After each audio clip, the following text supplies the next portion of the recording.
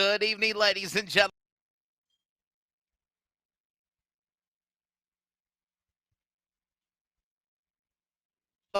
This as we get ready for the drivers of the Northwest iRacing Cup Series to prepare to battle here on the road course at the Indianapolis Motor Speedway.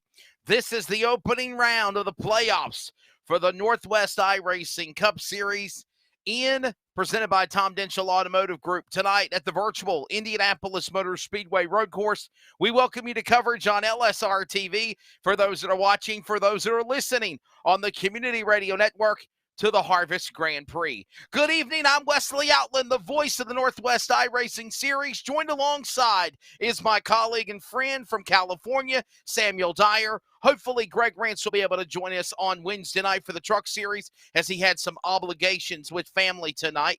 Hopefully he's having fun on the Ferris wheel and the merry-go-rounds and don't get sick eating those corn dogs. But Samuel, hey man, playoffs are here. Everybody had a nice little week break last week.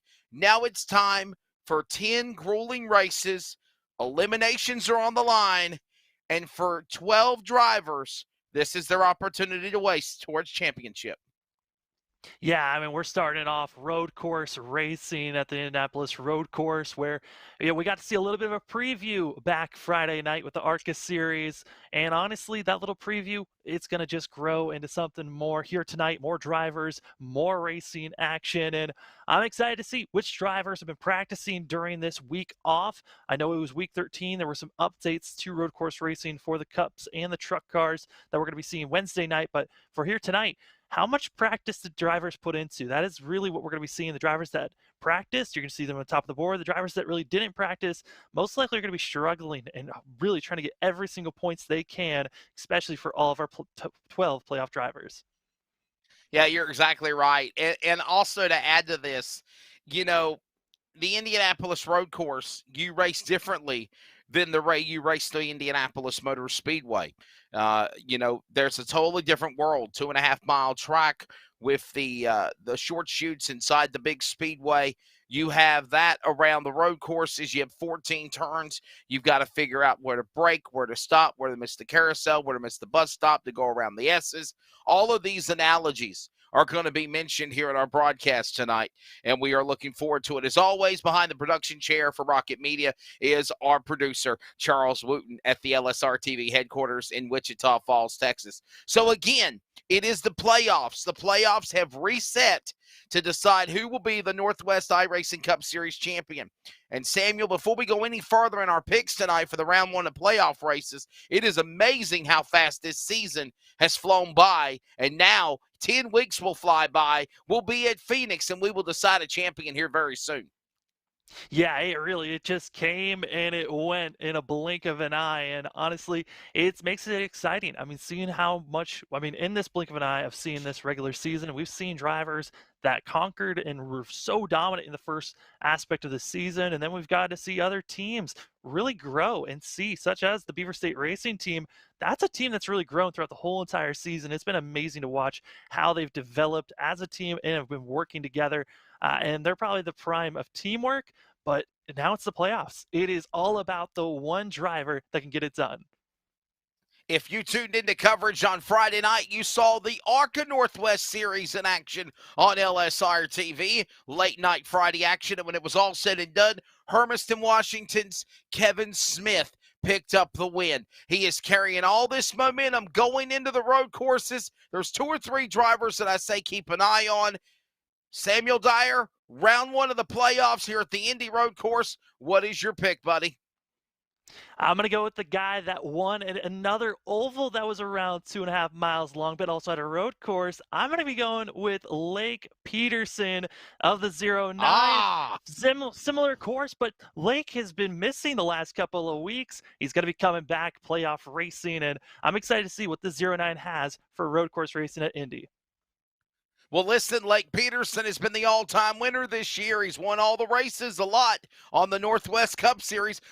We know who Charles is riding and dying with. Obviously, Billings, Montana, Jeff Stabnow. Now, remember, he's got himself in the playoffs. He's been consistent all season long, and he has improved, Samuel, in the last couple of weeks. I have to give him credit. Could he win a race? He wants to win, but if he wins, it advances him to the next round of the playoffs. Yeah, that's the biggest thing is that you win and you're in. That is what a lot of these drivers are really focusing on. And for such as some of the drivers that we've seen be road course ringers, I mean, Sean Breisman's been dominating at road courses. We've seen Lake Peterson win as well. This is an easy way to lock yourself in. First race of the first round, why not lock yourself in? And in addition to that, my pick, who am I riding with? Ladies and gentlemen, I just mentioned him a moment ago. I think tonight is the night. Cross your fingers, cross your legs, cross your eyes. I'm picking the driver, Kevin Smith, to not only win the ARCA race on Friday night, but I think the driver that is proudly sponsored by Tom Denchel Automotive Group will finally break through, and he will win his first ever win in the Northwest iRacing Cup Series. Other drivers to keep an eye on, how about Toby Ritter's Big Red Clifford? Could tonight be the night for him? He had a good run. Also, of course, Robert Gamble looked good. Dennis Moore looked good. Ryan Bloom, also another driver that we didn't even think about, Samuel. He had a pretty good run on Friday night as well in the ARCA Northwest. But the Northwest cars, or the ARCA cars, are different than the Cup cars. Quick break with a word from our sponsor, Tom Denchel Automotive Group. When we come back, the sawblade.com weather conditions, the race on Texas 411, and we give you that Team 126 Racing starting lineup. The playoffs are here. We're glad you're along for the ride. Keep watching on your home for sim racing, LSRTV, and listening on the Community Radio Network. We'll be back after a word from our sponsor. Hey, it's Wesley Outland on the set of the Bull Ring on Speed 51 TV, but I also want to remind everybody that you can keep up with coverage of esports with the Northwest Cup and Truck Series, the American iRacing League, S&B Cup Series, and so much more on your home for sim racing, LSR TV. Of course, remember, you can watch it, and then you can listen to it on CRN, the Community Radio Network, at wearecrn.com. Check us out when you can. Chrysler, Dodge, Jeep, Ram, right? Our Ram trucks, truck of the year, amazing trucks. We have fun Jeeps, and then the exciting Dodge and Chrysler products. Lots of performance there, lots of excitement there. They've done a great job in really creating a full scope product line that could suit everybody's needs. Whether it's a family vehicle or a fun vehicle or a utility type vehicle or a big truck, we've got it all for our customers. This is our series, so many different pieces that you have to watch out for, where the stakes are always higher, $300,000. where virtual meets reality, How bad do you want it? They're wasting no time getting at it. where the best thrive and the flawless win. This is the eNASCAR Coca-Cola iRacing Series.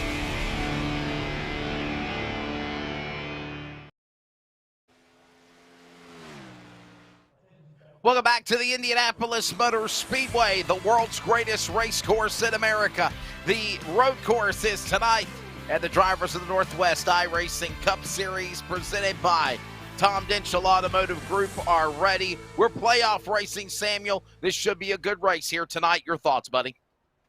Yeah, it certainly should be. And, we got to see, the preview Friday night with the ARCA series. Got to see Kevin Smith looking extremely quick at moments. We also saw Robert Gamble.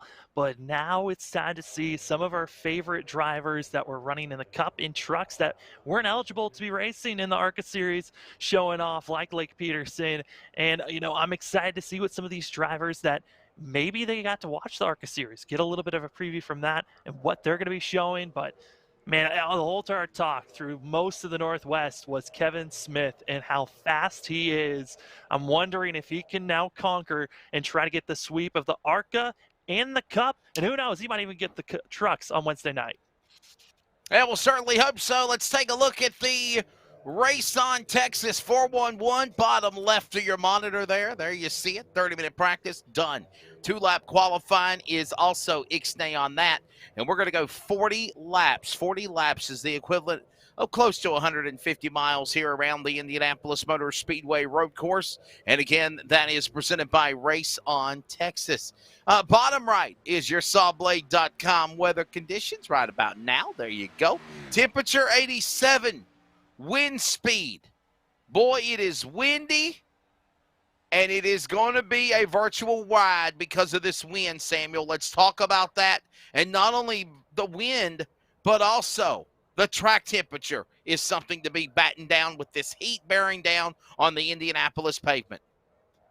Yeah, I mean, that wind, you're just seeing it. We got to see go from 17 up to 21 miles per hour. It is swirling here at Indy. And the track temp, that is going to be the biggest factor. We're going to be seeing tire wear burning off a lot quicker than what we've been seeing. You know, for the ARCA series, it was running around 105 to 96 degrees. 121, that is scorching. And that means these tires are going to wear off way faster. And it's going to be a tough handling, ill handling car for most of the night.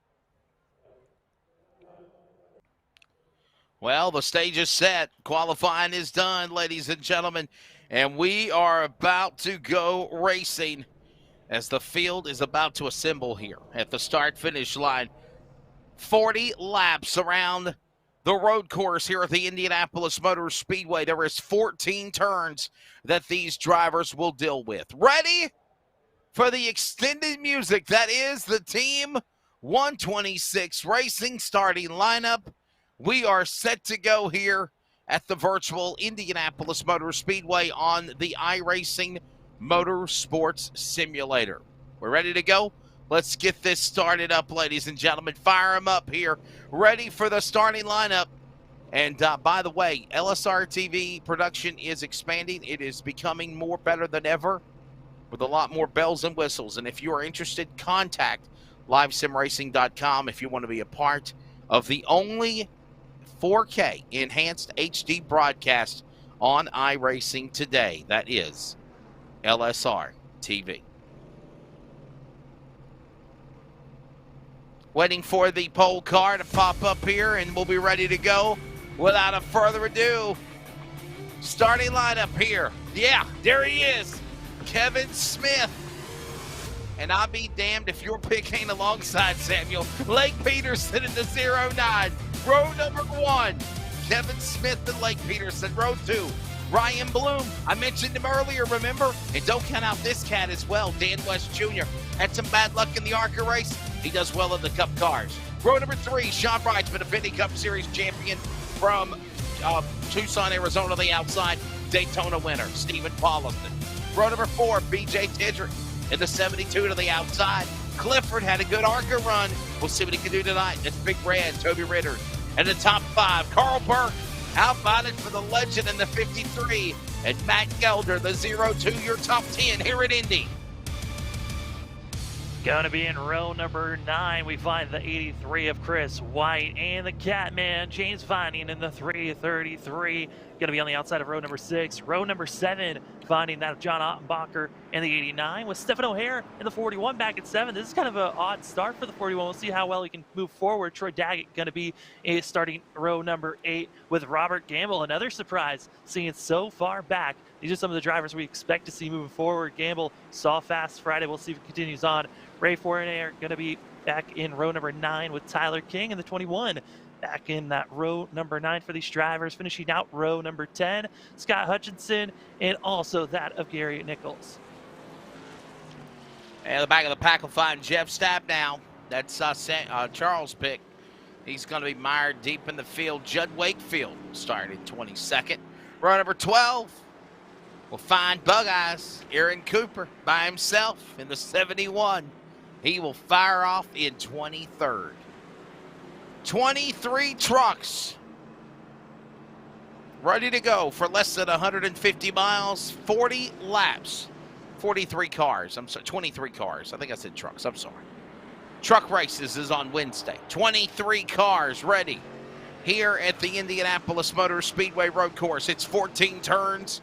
They'll be zigging, they'll be zagging, they'll be bumping, they'll be banging. And some time before lap 20 also, Samuel, will be a competition caution. We don't know what lap it will be.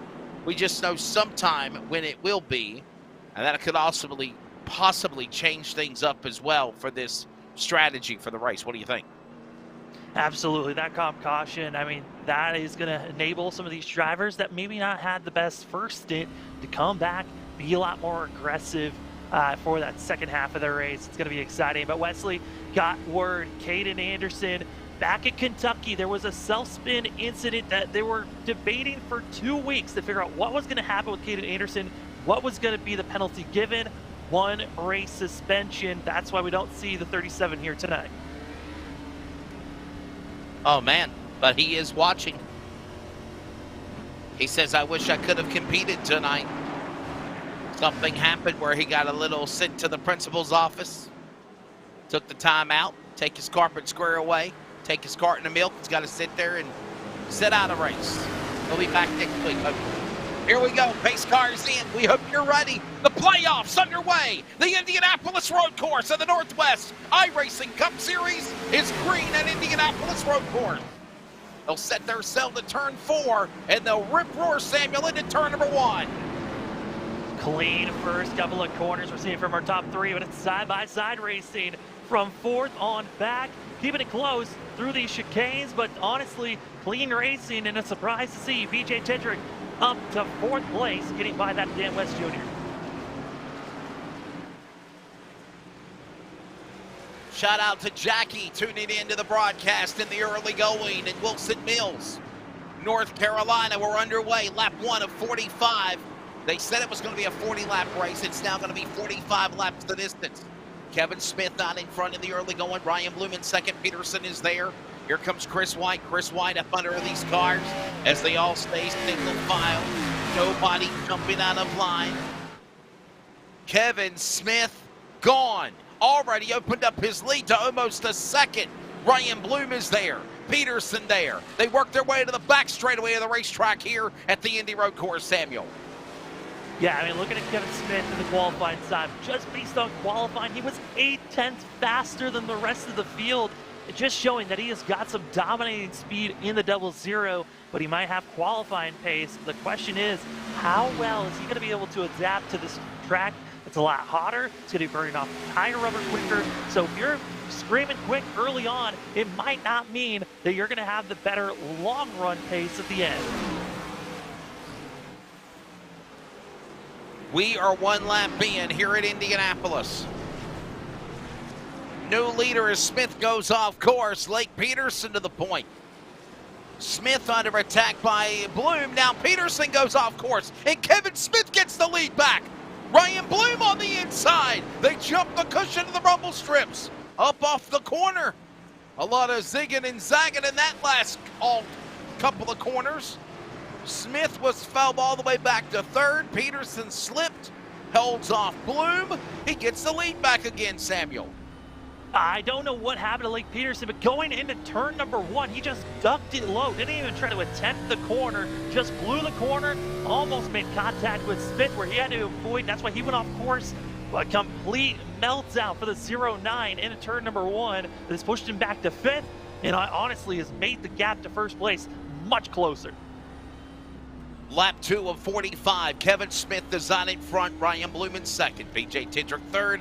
Dan West Jr. is 4th. Lake Peterson the top 5. Carl Burke, Ritters, White, Paulus, and Gilder. The way things go here in the opening laps of race number 1 in the playoffs, the Indianapolis Road Course. Hey, next week they race on the world's greatest race course, the Indianapolis Motor Speedway, the 2.5-mile facility. Nestled right here. They're racing on the part of it, backwards, cattywampus, if you will, counterclockwise, as they work their way backwards, down the backs, the front straightaway, back to turn number 4, which is actually turn number 1 and 2. Samuel with Kevin Smith out in front. Tedrick trying to make a move. He's going after Ryan Bloom out of turn number 2 and 3.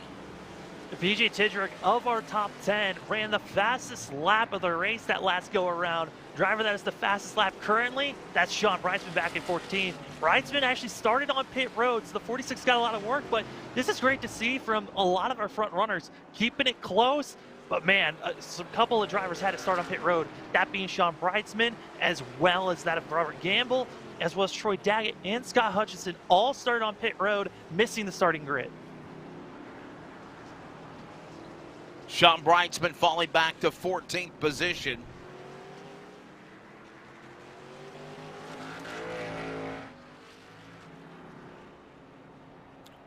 We got one in the tires and the barrier there, 50 Judd Wakefield. And the Vape Pub Toyota entry, the guy that's handicapped with a broken arm still, coming, trying to recover from an injury, gets involved in an incident.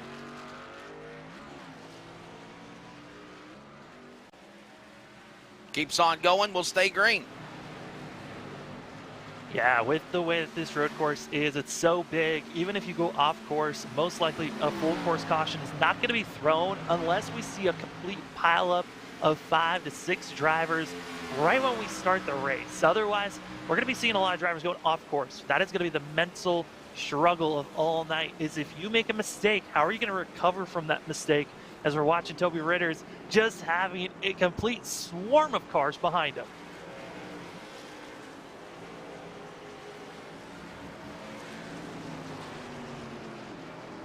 Smith, Bloom, West, Peterson, and Tidrick. Chris White sideways, dirt tracking it there for a moment. Inside comes Ritters. Big dog, Toby Ritters on the inside. Working their way off of that corner. White on the bottom of the racetrack. He's got 2 wins this year. Matter of fact, he won at Indianapolis a couple of years ago, Samuel, in the 83 car. So if there's any man that knows Indy very well, it's got to be the driver, Chris White, in that 83. All up under the back rear deck lid of the big dog, the red dog of Toby Ritters at 23.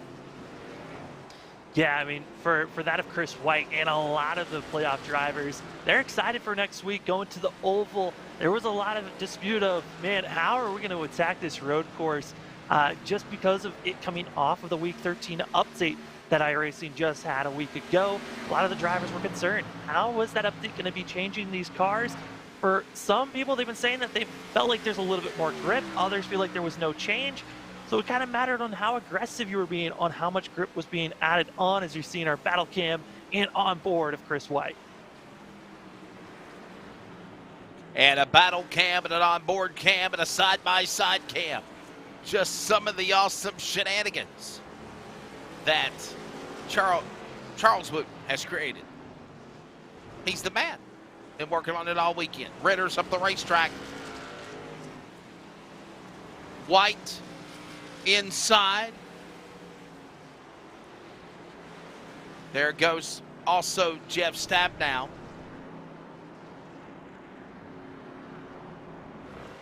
Whoa, Stabnow, I think something happened at 24. Jeff Stabnow, problem, and he spun.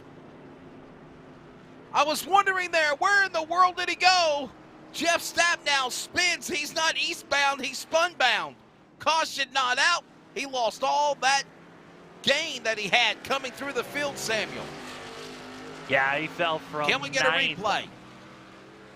Went from 9th place and just lost so much ground. 9th to 16th. This here is our instant replay of what happened to Stabnow here. Watch this. We were just talking about what he just got into the grass and just said, hello, buddy. Look out. Excuse me, coming through. Hello. Sorry. Look out. Thank you. Okay. You go high, I go low. Oh, man, that's so difficult, especially when you spin around. You're trying to get straight as fast as possible, and there's traffic. It is so difficult to be getting going and making sure you don't ruin someone else's day.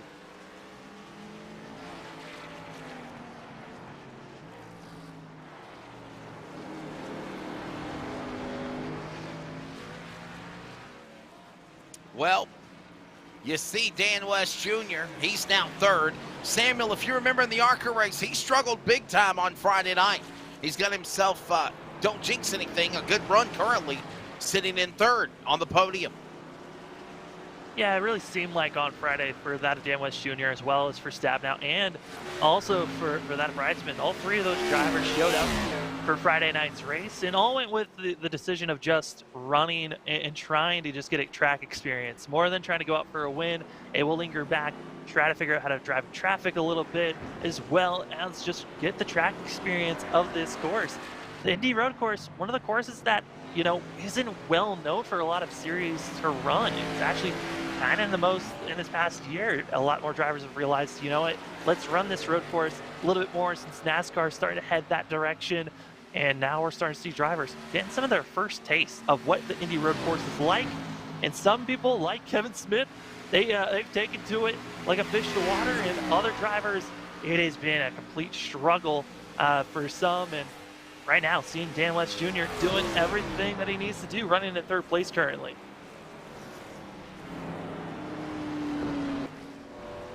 Lap 7 of 45, BJ Tidrick is out in front. We're on lap 7 right now. You see the drivers in blue, okay? Those blue bars on the screen, for those that are listening on the Community Radio Network, we will paint a picture for you. There are 12 drivers that are lit up in blue.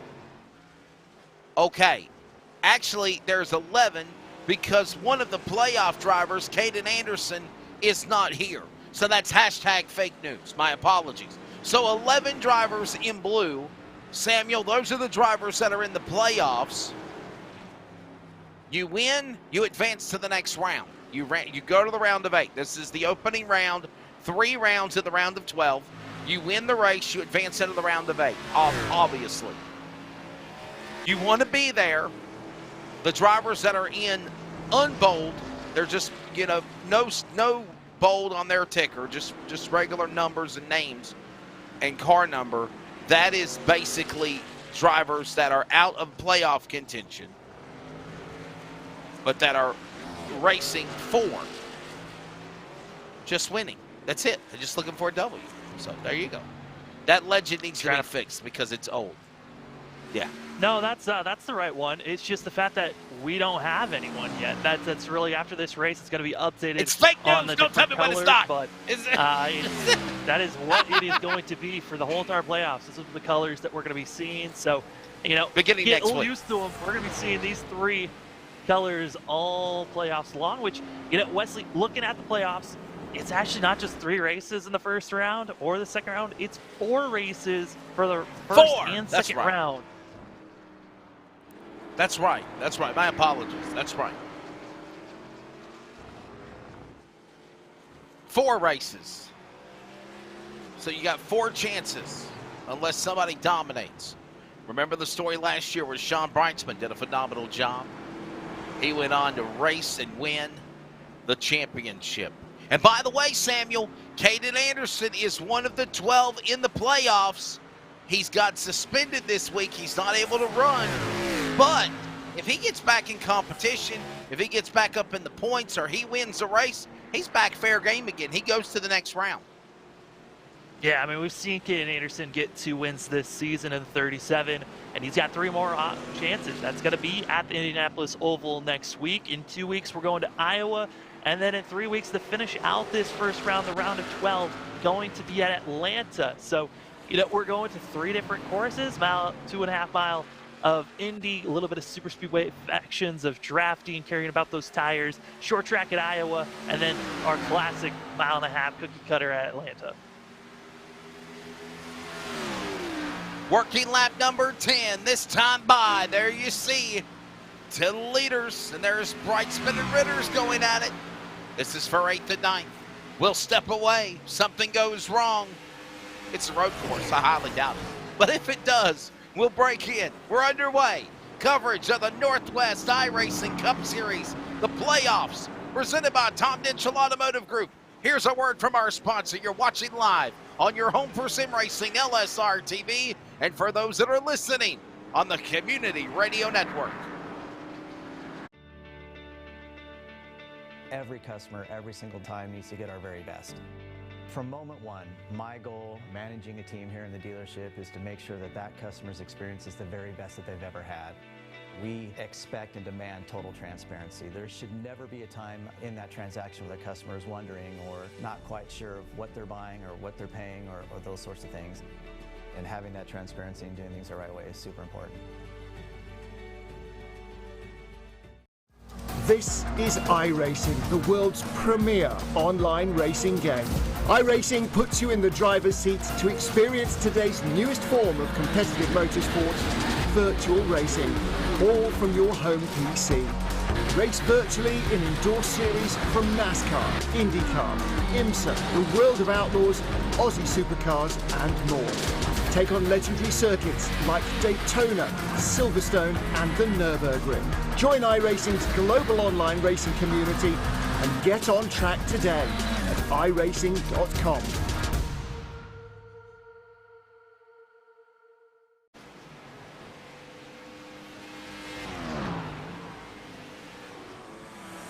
Lap number 10 of 45 back here at the Indianapolis Motor Speedway, the world's greatest race course in America. And now, Kevin Smith is still leading. There's Sean Brightsman, that 46 machine. He sits in the number 8 position, but he's 20 seconds back to our leader. In my pick out of Hermiston, Washington, Kevin Smith, Samuel Dyer. He's looking good. 00 Ford Mustang. Could tonight be the night for KS. Yeah, I mean, Kevin Smith is looking great in the 00. Been watching his last couple of laps, and he's been keeping up. You know, he built up this over 3.5 second lead over the other drivers behind him of Ryan Bloom, Dan West Jr., and Lake Peterson. But that last time by, gotta watch out for Dan West Jr. and Lake Peterson. They're starting to creep up and find a little bit more speed, which that was something I was concerned about for Kevin Smith. Was he running too hard, too early on these tires, especially with how hot it is, that maybe the tire wear is going to drift off quicker than he was expecting? But man, he is doing a great job right now. And now we're starting to go into that window where the drivers have to keep on thinking in the back of their minds, when is that competition caution going to be thrown out? Yeah, we'll keep an eye on him and watch it right here and see how things are going. Kevin Smith looking good. Could tonight be the night for that driver? As I said, it's been a year of bad luck and frustration.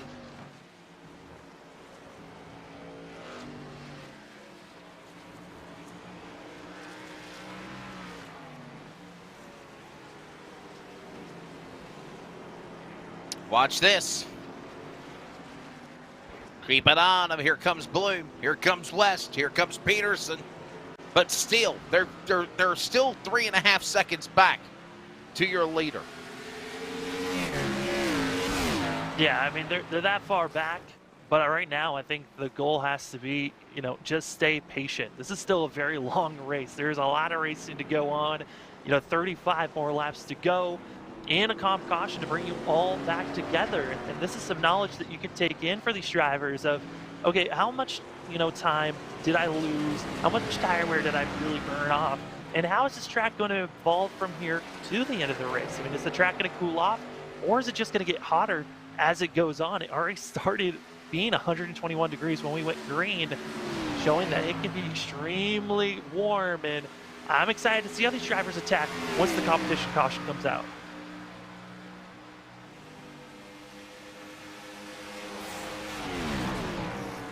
Lap 12 of 45.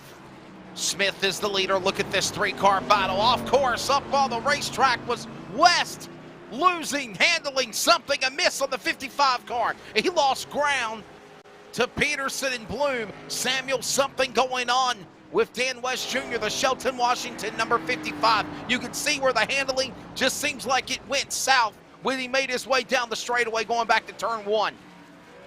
Got on the brakes, and it just did not feel right. Dan West Jr. immediately getting out of the way, and that is such a respectful and honorable move to make, to just go high, get out of the way of everyone else, reset, then start attacking the drivers in front of you. But yeah, it just seemed like in that moment, right when Dan West Jr. got onto the brakes, he just said, you know what, it's not going to be safe. I'm either going to run into Ryan or I'm going to spin out. Let's just get out of the way, let Ryan Bloom as well as Lake Peterson take off, battle one another, and then I'll go after it myself.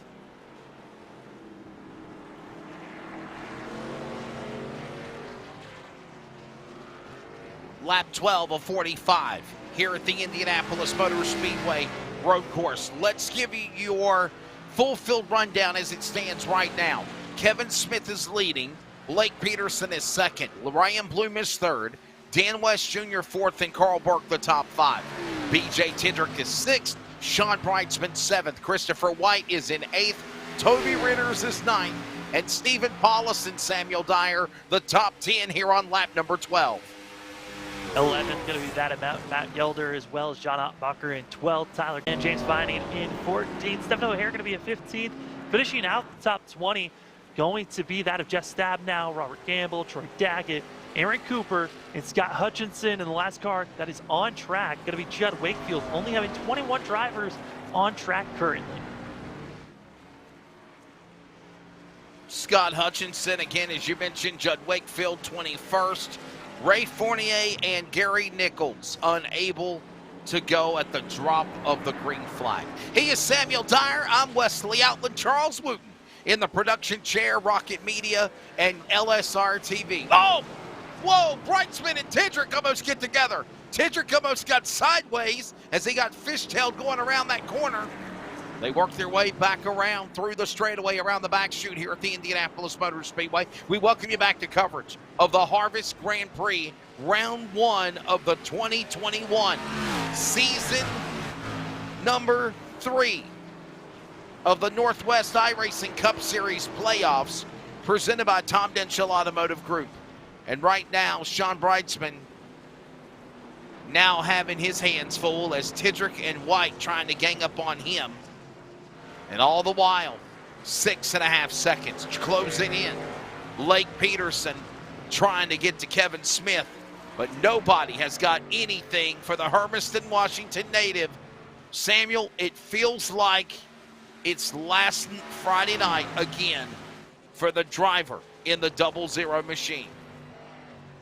Yeah, a little bit of deja vu. I mean, if anything, it's from after the competition caution on Friday. Kevin Smith has not looked back. He has been the most dominating car here at the Indy Road Course, and that was kind of the talk that was coming in throughout the week. I mean, even going into the ARCA race, it was Kevin Smith is the most dominant car coming into these races. He's been beating everyone by almost a second each and every lap, it seems like. Biggest thing is, would Kevin Smith ever make a mistake? Because it seems like at this point, he's got the fastest car, but if he makes his own mistake and ruins it, that is going to be the biggest issue, is riding on board with the 00. Working lap 14 of 45, and again, there you see Kevin Smith. Man, what a great run for him. Juking, jiving on board, staying out of trouble. Watch him on that wheel. Look at the way he's turning that wheel. Just having a fun time on a Monday night. Works his way around the opposite end of the spectrum here around the short chute of turn number 1 and 2. Makes his way through the short chute back at turn number 1. But hey, buddy, you're going the wrong way. Well, guess what? At the Indianapolis Motor Speedway race course, they race in counterclockwise. And there he goes at speed backwards down the front straightaway, past the yard of bricks, back to turn number 1 on that sharp turn that quickly becomes the S's. And there you see him again, Samuel, juking, jiving, bump off the rims, if you will, off of the rumble strips. What a great job he has right now. But here's something to think about. This race, some here in the next 10 laps, the caution is going to come out for that mandatory yellow flag. We don't know when. We don't know which lap, Samuel.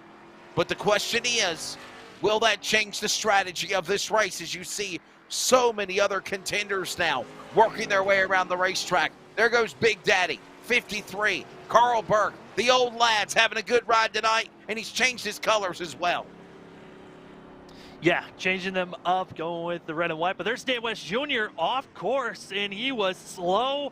He went from battling up in 4th to now being caught up. Dan West Jr. issues for the 55. I'm telling you, something is amiss with Dan West Jr.'s car. Watch him as he came off the back straightaway part of the road course. The car right now just fighting it, fishtailing it as he works his way through the corner. I think he just got sideways right here. Watch as he just got into the corner maybe a little too hard. Right rear hit the grass and around he went. Good news That is looked- there's no safer wall barrier. There's no retaining wall, so no damage. But that did allow Carl Burke to get by him and put now West in the top 5, Samuel. Yeah, luckily this happened when everyone is split up, so only losing one position, unlike what happened to Jeff Stabnow. That looked identical to what happened to Jeff Stabnow earlier in this race. Those rear tires, if they get into the grass, it is bad news. As, man, it's just, now you got to recover. And also, now Dan West Jr. has got to be banking on that caution to be coming out at some point. That comp caution, we saw it on Friday coming out at the halfway marker around lap 19 and 20 was when the competition caution came out. Here tonight, it might be seen at halfway, could be seen it before or even after. It's random to us, it's random to the drivers. And here's the thing. Here's the thing as well. Monday nights or Friday night soccer race. We got pit stops already ongoing. Sean Brightsman, 46 Toyota, originally from Puyallup, Washington, now from Tucson, Arizona. He's in the pits. He is in on lap 16, Samuel. Strategy or not? What do you think, buddy? This honestly could be a strategy call. This is right inside of the window that we could be seeing some drivers taking it to the end. So this isn't a bad call from that of Sean Brightsman, who actually started on pit road and climbed his way into the top 10. And so this 46 has a lot of speed, but now he's got to work all the way through that traffic again. And also, this could be a call to possibly just, you know, when a caution comes out, he could stay out. He could try to save fuel under pacing, as well as he'll have fresher tires and the track position for the later stages of the race. The Harvest Grand Prix from the Indianapolis Motor Speedway. Awaiting any moment now, the yellow flag.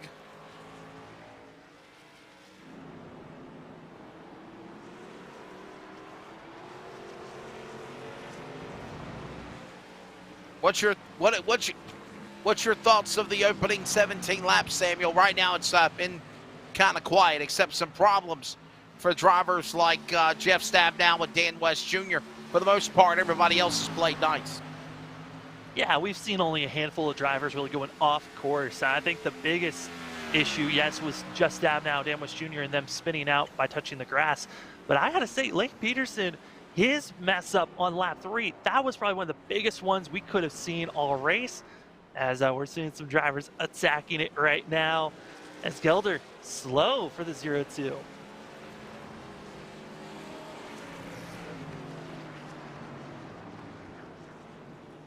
Here at the Indianapolis Motor Speedway Road Course, and we're working lap number 17 of 45. Any moment now, sometime between 20 to 23, the caution will come out. Obviously, this is a 45-lap race. You do the math, 23 plus 22 is 45 laps. Thank you for playing in school. And while we approach halfway, Samuel, we don't know what number that will be. But obviously, the plan for these drivers is thinking pit one time at halfway when they throw the caution, if you will, and then you try to go to the finish. Unless you're a driver like Dan West Jr. that has an ill-handling race car right now, and you're just holding on, waiting for that Banana Republic flag to wave. Yeah, I think for most of the field, they're holding on until that caution comes out. There's a lot of heat in this track that I've been talking about a lot. And, you know, when you've got all that heat, you're braking so much, getting back on the throttle, you wear down the tires so much, and especially when running over the rumble strips. That's another way of burning off some rubber for these drivers. And it's a lot of spins, drivers trying to get themselves cycled through. But it's been Kevin Smith up front. And honestly, for Smith, I think his biggest issue might be lap traffic more than anything else for the 00. But right now, looking good for the 00 team. But just that last lap, Sean Brightsman putting down the fastest lap of the race with a 1 minute 32.42 second lap time.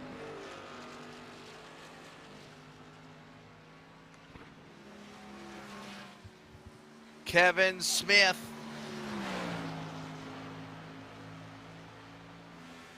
Looking good.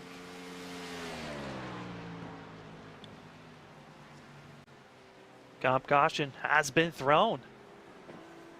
And there's that yellow flag. We were wondering when it would be. So here's the thing. It's thrown everybody for a loop because we're lap 19 of 45. Halfway is lap 23. We're not even halfway yet. We still got close to 25 laps left to go. 27 laps left to go. Pit stops are coming up. We'll step away. We'll cover them for you. Be right back on LSRTV. CRN Sports, for those that are listening, the Northwest iRacing Cup Series, the playoffs presented by Tom Denschel Automotive Group. More from the Indy Road Course when we return. Hey, it's Wesley Outland on the set of the Bull Ring on Speed 51 TV. But I also want to remind everybody that you can keep up with coverage of esports with the Northwest Cup and Truck Series, the American iRacing League, S&B Cup Series, and so much more on your home for sim racing, LSRTV. Of course, remember, you can watch it and then you can listen to it on CRN, the Community Radio Network, at wearecrn.com. Check us out when you can. Chrysler, Dodge, Jeep, Ram, right? Our Ram trucks, truck of the year, amazing trucks. We have fun Jeeps, and then the exciting Dodge and Chrysler products. Lots of performance there, lots of excitement there. They've done a great job in really creating a full scope product line that could suit everybody's needs. Whether it's a family vehicle or a fun vehicle or a utility type vehicle or a big truck, we've got it all for our customers. This is our series, So many different pieces that you have to watch out for. where the stakes are always higher, $300,000. where virtual meets reality, How bad do you want it? They're wasting no time getting at it. where the best thrive and the flawless win. This is the eNASCAR Coca-Cola iRacing Series.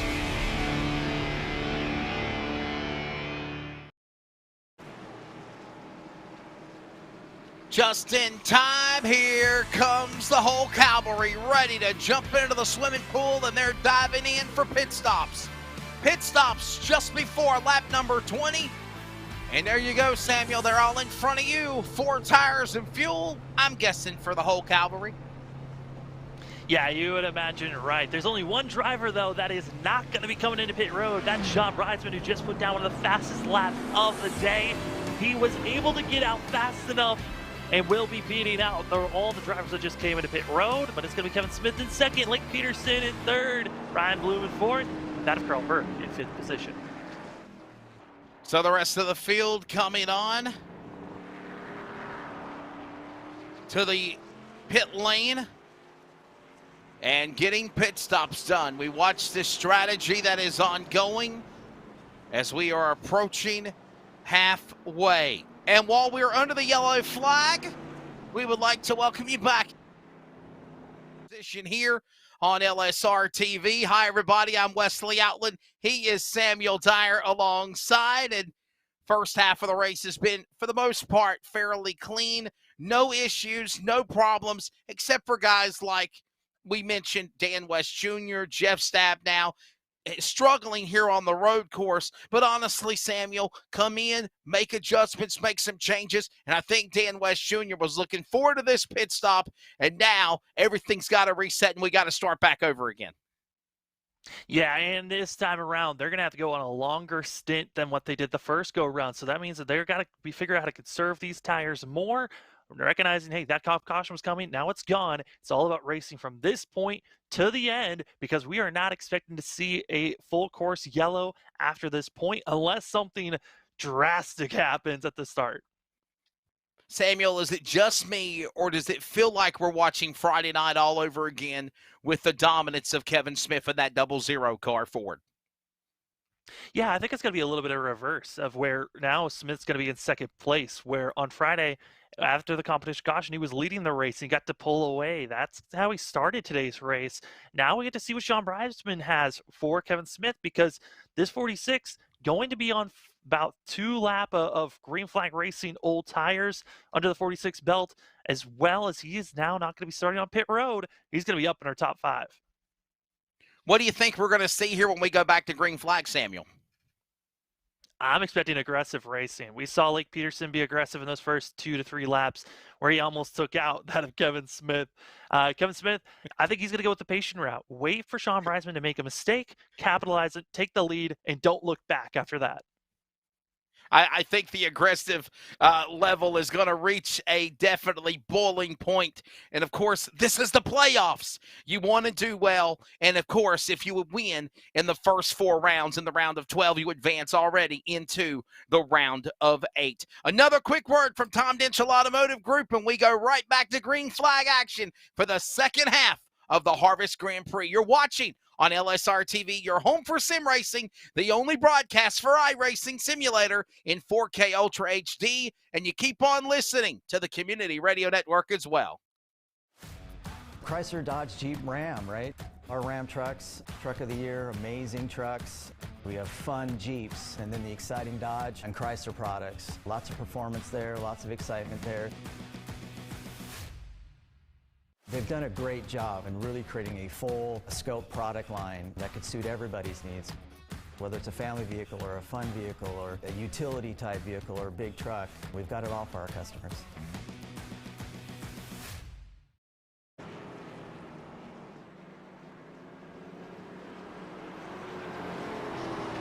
Lights are off on the pace car. We should be ready to go back for the restart here in just a moment. I'll tell you what, Samuel, you said it. What kind of a restart is Kevin Smith going to get over Sean Breisman? We know how dominant of a car Sean Breisman is. Defending champion, if you will. Remember the trials and tribulations that Sean Breisman had to go through last year to win the championship. Right now, he's in that number 1 position. Kevin Smith along to the outside. Inside, Sean Breisman. Here they come.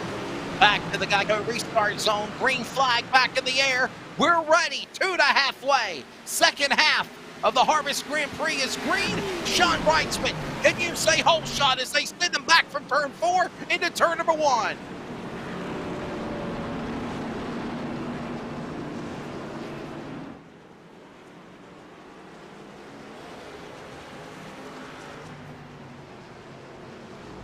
Breisman pulling away. Peterson on the outside. Here comes the inside driver, left run of Smith. Samuel, he fell back to 3rd. He's got to get up on the whip, and here comes Dan West Jr. Carl Burke, they're back in the gunfight as well as they work their way around the corner. Ryan Bloom able to get by that of Dan West Jr., but Burke is pressuring Smith. And for that of Sean Breisman and Lake Peterson, they have to take off. They got to go, build up this lead, and hope that the 0-0 doesn't catch him. But right now, Lake Peterson in the best spot because he's on the same tires as Kevin Smith. While Sean Breisman, he's on slightly older tires. We know he's got pace. He put down the fastest lap of the day before the yellow came out. Now is the question, does the 46 have enough tires to try to defend the whole entire field?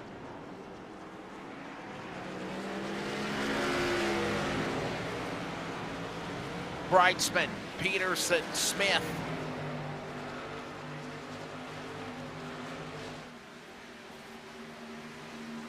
Working their way back around that corner. Here they come from the short chute here at the Indianapolis Motor Speedway on the road course. Now back on the big speedway. Back down the straightaway. Halfway next time by. Breisman. Peterson now there. Your pick, Samuel. And Kevin Smith as Breisman goes high. In the grass goes Peterson. Breisman spins. Smith gets contact in the left rear. And Smith comes back with the lead. No, check that. Peterson through the grass and takes the lead. Oh my goodness. That was identical to 2 laps into the first of this race where Lake Peterson cut the course, came through, almost took out that of Kevin Smith, but Smith had nowhere to go. Breisman now went from battling for the lead to now to 16. Can you say from the penthouse to the outhouse? And look who's back to the lead. Kevin Smith in the 0-0. Smith is leading. Breisman all damaged and banged up.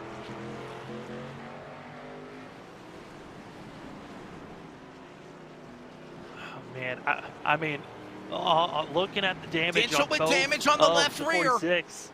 Yeah, Tom Yeah, Dinchel's that's- Automotive Group Ford Mustang. And oh my goodness. Can he hold it together, Samuel? That's the question. He's got damage on the left rear. Yeah, now all eyes got to be on that Ryan Bloom, right? Like that 25 doesn't have too much damage, but he's back further back than he really wants to be. Over a second and a half back from our front two, but the damage not as bad as 25 because Kevin Smith, he got a little front end damage as well as some side damage from making contact with that bridesman. And also Lake Peterson, how much has he worn down those tires by cutting through the grass?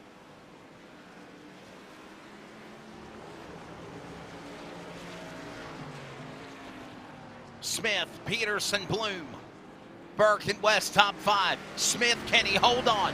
How much does he want it, Samuel Dyer? That's the question as we come to 20 laps to go in just a couple of more laps here at the world's greatest race course, the Indianapolis Motor Speedway.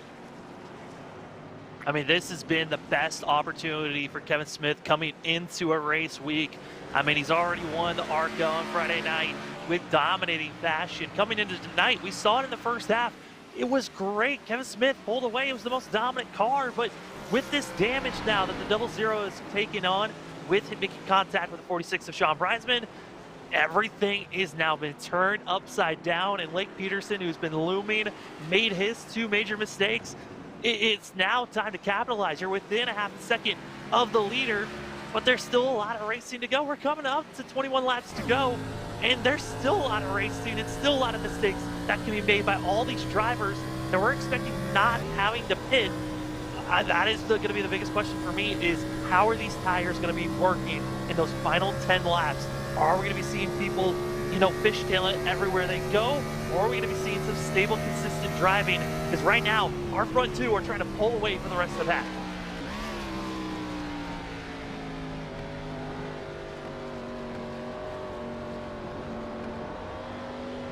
Eye on him is right now Smith holding on. 3/4 of a second over Lake Peterson. Samuel's pick. Boy, does it sound like he's over revving the engine, Samuel? What's going on there? Is he putting it in neutral? Do you think he's dropping it to a really low gear? Well, we heard it on Friday, right? When we were talking to some of the drivers, we were hearing that dropping the gears from, you know, second gear was preferred for the ARCA cars, but they were going to drop it down to first gear in some of these corners. So that means that they were dropping it down, trying to get the best acceleration, the most torque to get these cars revved up and getting great launches out of the corner. But it comes with a risk when you're shifting down to first gear. You can over rev it, spin those tires, and find yourself spinning around if you're not being too careful. So my question is, save fuel by also burping the throttle, dropping down to a lower gear, even and possibly kill to let you go to the finish, you think? Yeah, I mean, if you're going to be saving fuel, you're most likely going to be braking and clutching at the same time, trying to save fuel so you're not revving it up. But when you're getting off these corners, I think at this point, all the drivers are recognizing, hey, we're good on fuel. We just got to be aggressive at this point for some. And if you feel like, hey, I'm the best in the short run, you got to build up that lead as much as possible. But it's the drivers that are on the long run, that real speed later in the runs. Those are the drivers that I'm going to have to keep my eye on. How well are they going to be moving themselves forward, like a Chris White or Jeff Stabnow? Stabnow was doing great early in this run until he spun around, got his rear tires into the grass. His 2014 in 8th place, yes, further back, but up 12 positions from where he started the night qualifying wise. Jeff Stabnow still looking good, and he might be trying to go for a top 5 finish here.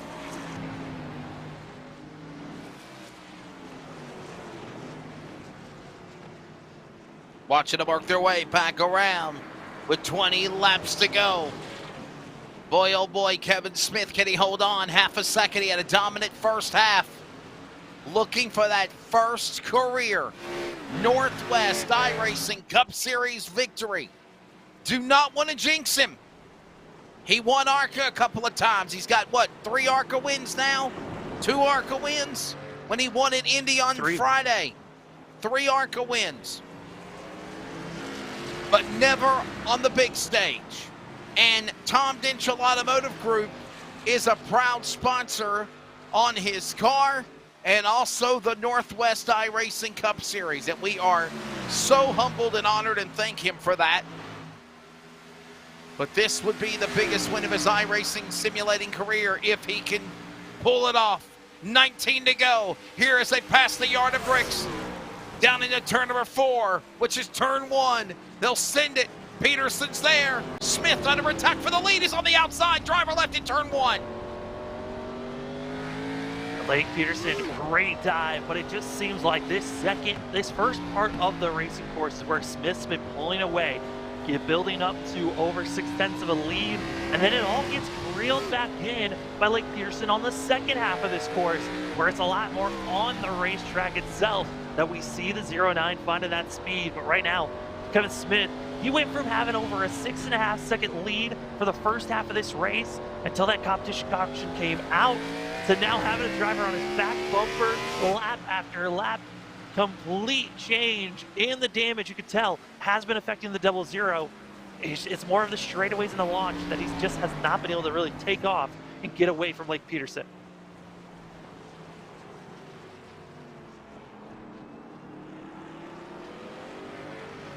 Hold on there, if you will. Peterson back on driver left. Look on driver right. Inside, outside. This is for the lead. He's in that bridesmaid spot. And I'll tell you something else. Ryan Bloom right there ready to pounce like a coiled cobra on those two prey as they work their way through the short chute into turns number 2 and 1. Back around the Indianapolis Motor Speedway to the front straightaway past the pagoda. Roaring through the yard of bricks. If you did not know, when the Indianapolis Motor Speedway was built back in 1907, 1908, it was built by bricks, brick by brick. There's only one piece of brick that remains, and that is at the start-finish line for real. And of course, iRacing mimics the real simulation of the diagraphics to a T. Laser point perfect. And those yards of bricks are right there at the start-finish line. And Samuel, what a show we've got brewing right now. Smith holding his own. Not a big lead as before, but it's at a half a second. You gotta wonder, Samuel. Kevin's gotta be wondering, how badly damaged is that car? Can he hold it together? Yeah, and cycling through all the different drivers we've been seeing is right now, 5th place runner, that being Dan West Jr., trying to catch up to that of Carl Burke, as well as trying to hold off that of BJ Titrick. But for up front, Smith, I mean, yes, he's been so good in the first half of this course. It's that second half where I've been seeing Blake Peterson be a little bit quicker. And if Blake Peterson's going to make a pass, it's got to be in turn 1 where he needs to put the pressure on. And that's where he's been trying to set up for the last about 2 or 3 laps. Blake Peterson's been trying to figure out, do I go high, do I go low? Which way do I need to attack? And try to utilize the draft here on the front stretch.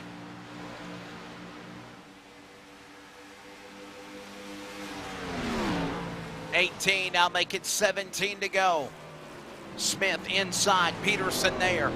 He's got to run. He'll send it. Smith slips. Peterson slips. Peterson to the lead. Off through the S's into 1 and 2. New leader, Blake Peterson. Oh, Beaver State racing, grinning from end to ear. And there he goes, back to the lead. Blake Peterson doing great because he is now setting up Ryan Bloom. Bloom was just waiting for them to try to make the pass. It is now given the 25 a shot. It went from a 2-horse race to now a 3-horse race. And who knows, if they continue to get racy, Carl Burke and Dan West Jr., they're only 4 seconds back from this action up front. Gotta wonder how determined, how driven Kevin Smith is going to be to want to get that lead back. There's your 3 cars.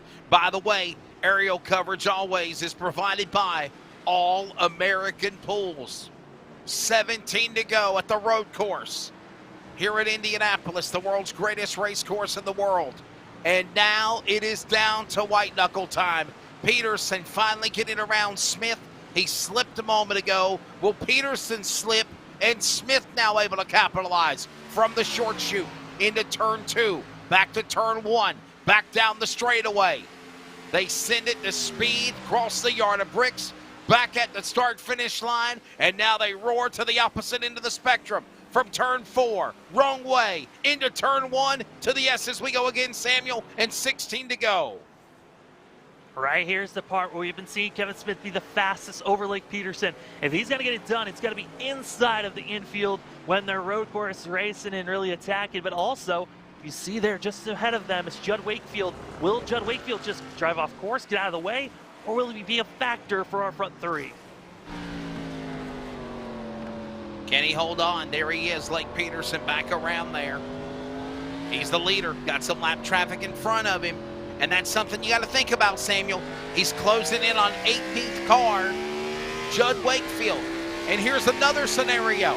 Wakefield's on the lead lap. He might be at the tail end, but he's not going to budge. Or will he? He simply gave it up like he was a dead cat, a possum.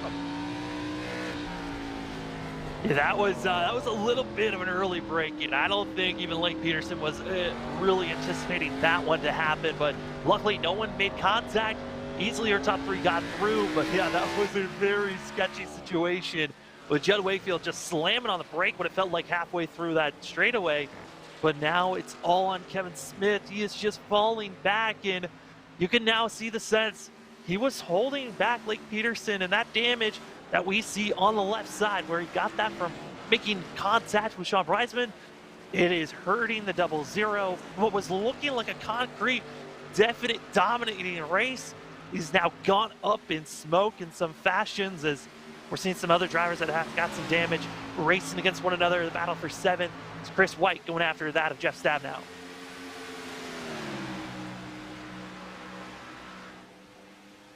"15 laps to go."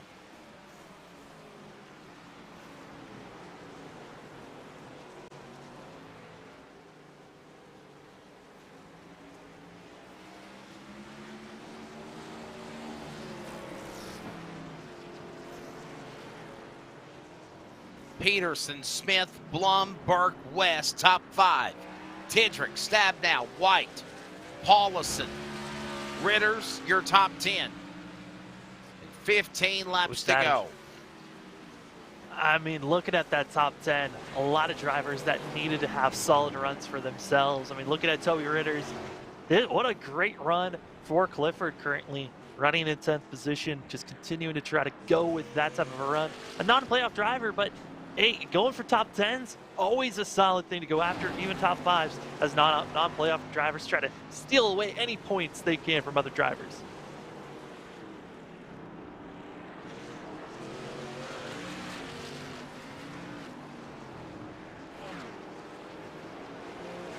There is Stabnow.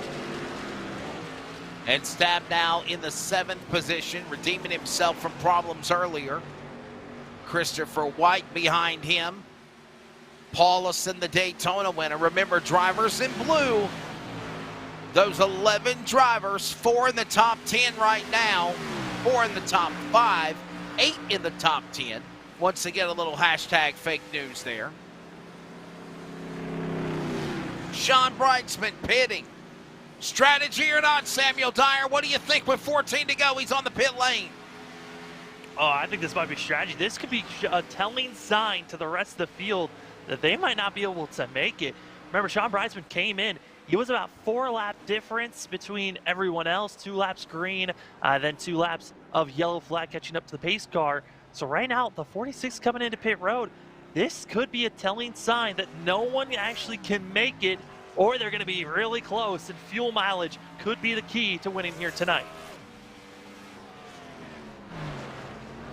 14 to go, as my colleague Samuel reiterated on. This is the 2nd pit stop now for Sean Breisman. He will go all the way to the back and 17th position. He's at the tail end of the lead lap.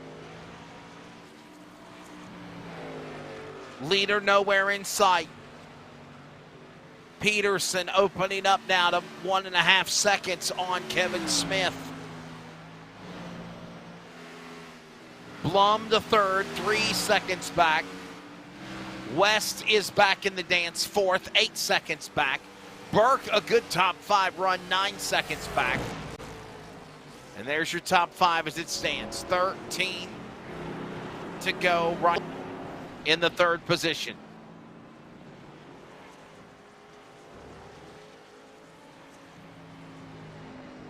$13 to go, Wesley, and right now, I mean, look at this field. They're pretty spaced out from one another. A lot of the hard racing is around that 7th place position, but one of the factors I touched on earlier was weather, and I was just nailing it down, and you can see now it has actually gone up. We started the race at 121 degrees Fahrenheit for the track temp. It is now up to 124, and the wind still swirling at 17 and now climbing to 18. And this wind that these drivers are virtually dealing with here at the Indianapolis road course, it's affecting these cars. And I honestly think we've seen a couple of cars get sideways because they're fighting these virtual weather conditions here tonight. Yeah, Judd Wakefield on pit road. As the 50 comes into pit road, Judd Wakefield's been having a very tough night.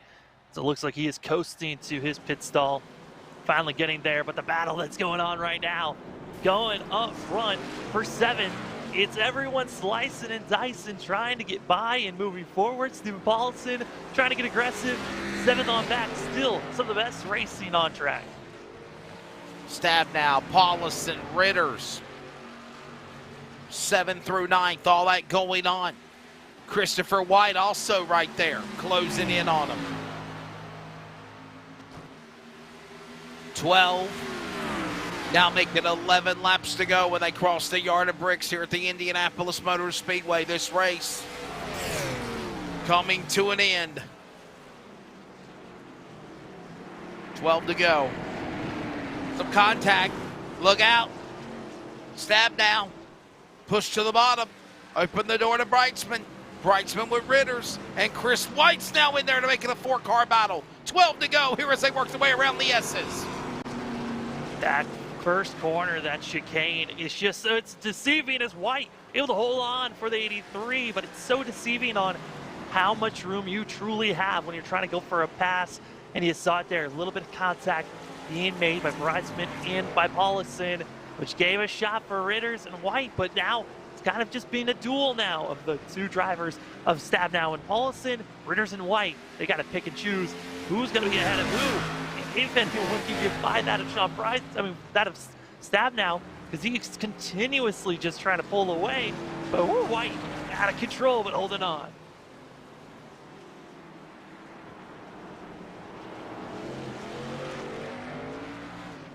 "12 laps to go."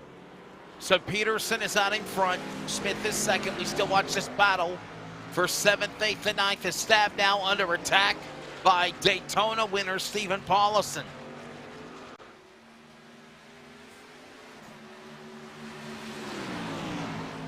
Here's what we're going to do. One more round of commercials with 10 laps to go next time by here at the world's famous race course, the Indianapolis Motor Speedway. When we come back, we will take you to the checkered flag, the finish, race 1, the playoffs as Paulson and Stabnow finally slips. Paulson goes around. Something goes wrong, we'll break in to the shootout at Indy when we return, for those watching on LSRTV and for those listening on CRN, the Community Radio Network. Chrysler, Dodge, Jeep, Ram, right?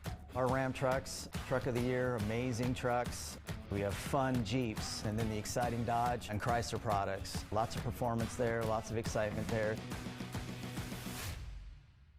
They've done a great job in really creating a full scope product line that could suit everybody's needs. Whether it's a family vehicle or a fun vehicle or a utility type vehicle or a big truck, we've got it all for our customers.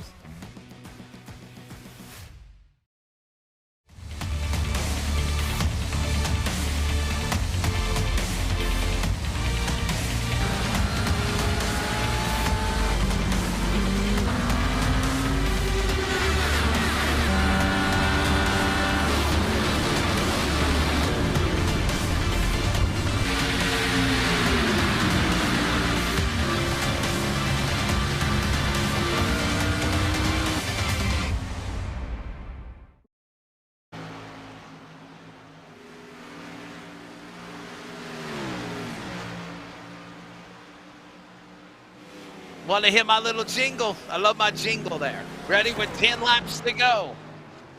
He's got to play my jingle, producer. Come on. There you go. Got the scoring ticker there. He is not going to play our jingle, Samuel. I'm hurt.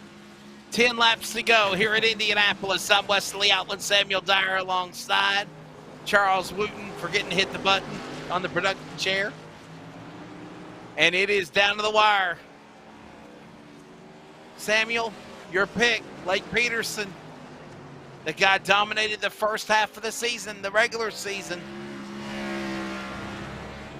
And now he's trying to punch his ticket in to the round of 8 in the opening race of the round of 12 here at the Indy Road Course. Yeah, I mean, for Blake Peterson, he missed the last couple of weeks of racing action. And, you know, coming back, getting a win on your first race back, it's got to be feeling good for the 0-9. But, you know, coming into this race, I originally picked Blake Peterson just because of the fact that he won back at the Daytona Road Course earlier on in the season. And Indianapolis Road Course, it's a flatter course. It's all about hitting your rhythms, pretty similar to the Daytona Road Course. So I just thought, hey, Blake Peterson's got a pretty good shot. I was originally going to go with Sean Breisman, but Breisman didn't have the confidence when I talked to him about this race, currently running in 15th position. But Blake Peterson, there might be a little bit of controversy around, you know, this win with the contact that we saw in the driving of the multiple times that Blake Peterson, you know, dipped out of turn number 1 and got close to hitting Smith, and Smith making contact with Breisman. A lot of drivers are going to be going back, looking at that incident and really trying to dissect what happened, because there was a lot of what happened here with like Peterson diving through and what happened with contact of Smith and Breisman. But right now, with the damage 0-0, running in second, still looking strong, but Blake Peterson kind of looking like, you know, Kevin Smith from earlier in the race. Where did I go wrong and where did he go right? That's the question. Peterson is leading. That's the question Kevin Smith is asking right now. And Samuel, you know, it's got to go back. It's got to go back to where the contact was made right after the restart, after the competition caution, when Smith got into Breisman, and everyone else checked up from there. And we're seeing this end result. Yeah, that drama is certainly going to be something that we're going to continue to go back to after this race. And, you know, the admins are going to go back and see what happened there. Look at the telemetries, look at the drivers, talk to the drivers, figure out what happened on that entry of turn 1 that got, you know, Blake Peterson so just out of sorts. And then also what happened between Smith and Breisman, because it was just that restart. We touched on it. There was a boiling point for the intensity level that was coming through, and it certainly hit at that mark. And now it's been all about who's been consistent, and it's been Blake Peterson just pulling away and doing a great job at it. But Smith, even with the damage 0-0, he's been holding off this guy, the 25 of Bloom, and still the hard racing in the middle of the pack. Wesley, it's been a great race watching these guys. And, you know, kind of similar to the way we saw the ARCA race, where the first half looked pretty calm and it's pretty neat and tidy. It was just always the second half that got aggressive, and the tone was set early on.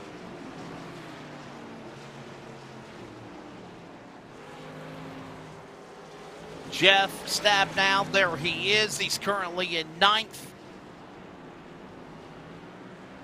Christopher White behind him.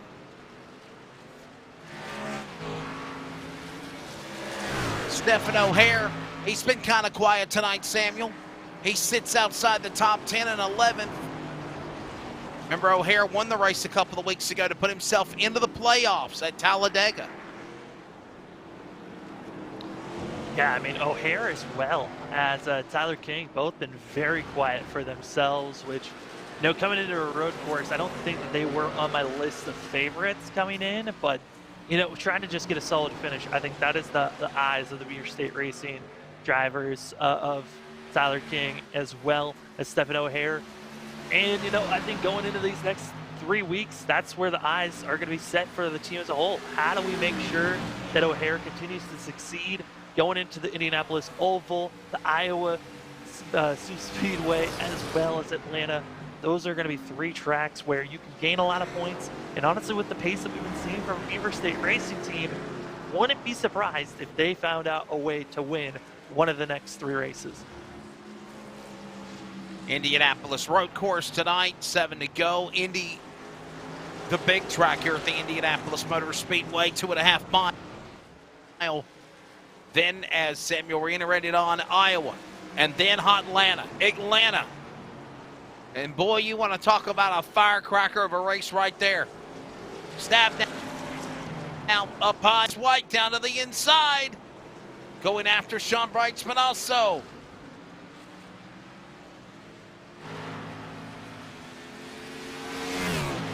So a slip by Stabnow lets Christopher White get by. Paulison got by. And Jeff Stabnow, Samuel, just trying to stay in the top 10. Just to try to have a solid finish, if you will. He hates road course racing. He's told me that. Yeah, and especially with all the setups. Him trying to get his racing rig set up and all of that situation. He's been struggling to get everything in line perfectly for racing this season.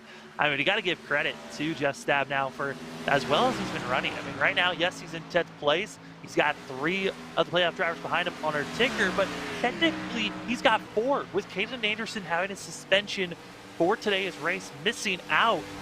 Jeff Stabnow is doing just what he needs to do. Make sure he's ahead of at least 4 drivers so that he's getting the best points possible at this road course going into these next 3 races. As, oh no, White out of control, losing ground, as Stabnow able to steal away that position.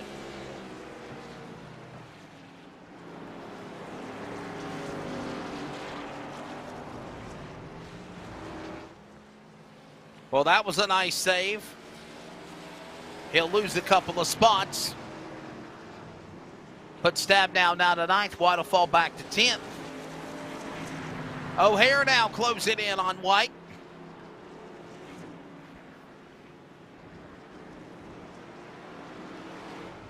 Teammates and we come up with on one another.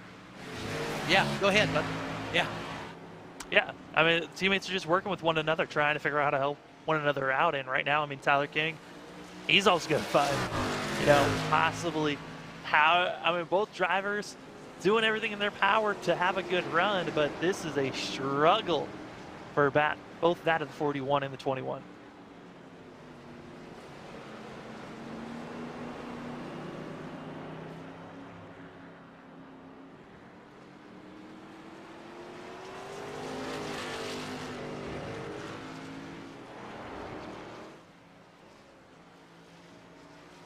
Down to the final 5 laps here. Ryan Bloom, good run for him so far. 8 seconds back. He's been in the top 5 all day long.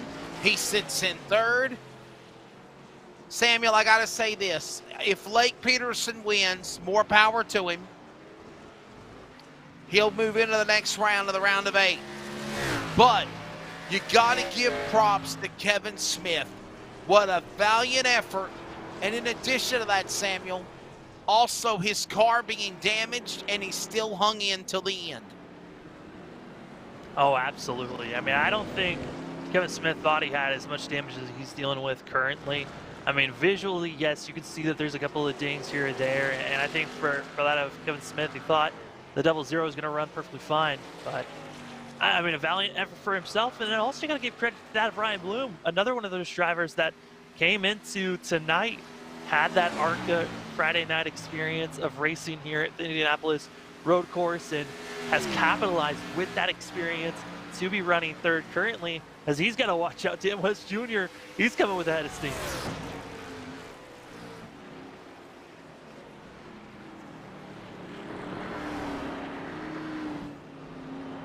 Four laps to go.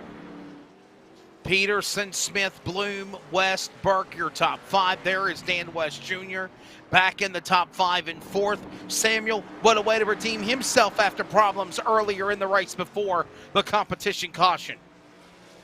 Absolutely, and I think for that of Dan West Jr., luckily he had that spin, losing ground, only losing 1 position early, late in the run, as the field was pretty spread out, so there wasn't any worry of losing too many positions, but still a great recovery. And honestly, this go-around has been so much better, learning from that first half of the race for that Van West Jr. and the 55 team.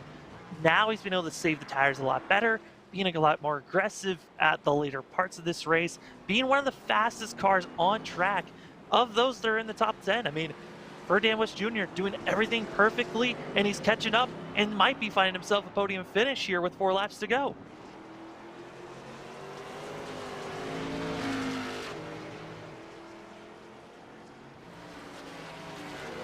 This is it, 4 to go. Working their way off the short chute, off the speedway. Peterson, Smith, and Bloom. Look at this battle heating up, possibly for third. For silver, this is for silver. Your gold is right now Peterson. Your silver is right now Kevin Smith. Your bronze for third spot is right now Weston Bloom, and Bloom slipped! And he let Dan West Jr. get right by him. The pressure mounted up for the 25, and it was too much. Entry of turn 1, we've seen so many mistakes there, and it continues on to pile on even this late into a race. As now Ryan Bloom's got to be keeping himself focused and hoping that he doesn't get ran down by Carl Burke, who's running in 5th place. But that slip up, the gap still within about 3 seconds is the difference between the 25 and the 53. So I'm not expecting that pass to happen unless we keep on seeing Bloom not reset, get back into rhythm, and pull away. Because if Bloom makes another mistake, Carl Burke's right there to try to gain 4th. Burke, what a great run. Samuel, can we say Carl Burke with a good run? Howard's number 53 Chevrolet, what a good run tonight for him. Big Daddy, that's what they call him.